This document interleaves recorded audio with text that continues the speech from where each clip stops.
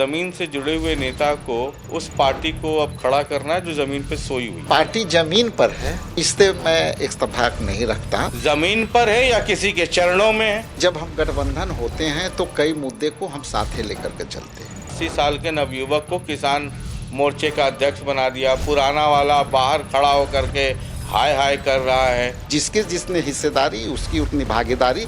बिहार प्रदेश Congress committee में, बिहार कांग्रेस में एक तबका है जो बहुत छटपटाहट में, जो अब तक कांग्रेस में पिछले कई वर्षों से जिनका आधिपत्य था। चिंता जायज है। एक सज्जन है प्रशांत किशोर, वो कह रहे कि अगर दम है और डरना नहीं है, अगर राहुल गांधी कहते हैं तो अकेले लड़ जाए।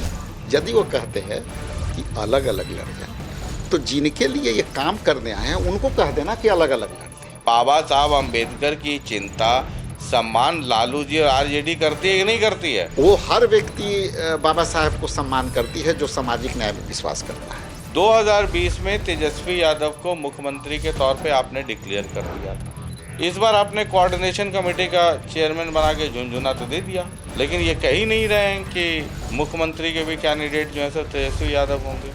समय आते आते हमारा कौन चेहरा होगा वो आपके सामने होगा। 2020 वाली कहानी रहेगी, मतलब वही रहेगी। हम उसी के आसपास है एकदम। अरे तो तेजस्वी यादव के आसपास तेज प्रताप भी है, मीसा भारती भी है, सब आसपास वाले हैं। राजेश राम है, दीपांकर भट्टाचार्य है, कितने, मुकेश साहनी है। जो भी होंगे हमारा 2020 के एकदम आसपास होंगे। तो घोषित करने में क्या परेशानी है? जो एजेंडा हमको है कि बीजेपी समर्थित सरकार को रोकना, उसके लिए हम लोग को जितना भी बन पड़ेगा हम लोग आगे बढ़ रहे हैं। 2020 में अगर कांग्रेस का स्ट्राइक रेट ठीक रहता तो आज नीतीश जी की सरकार नहीं होती। कल की बातें कल रह जाए, अभी के बाद छोड़ो कल की बातें, कल की बात पुरानी। नए दौर में, राजेश राम जी के दौर में लिखेंगे नई कहानी। एनडीए को हटाना सबसे बड़ा एजेंडा है आपका? बिल्कुल। अगर 10-20 सीट नजरअंदाज करना पड़ा तो भी चलो, एजेंडा है एनडीए को हटाना।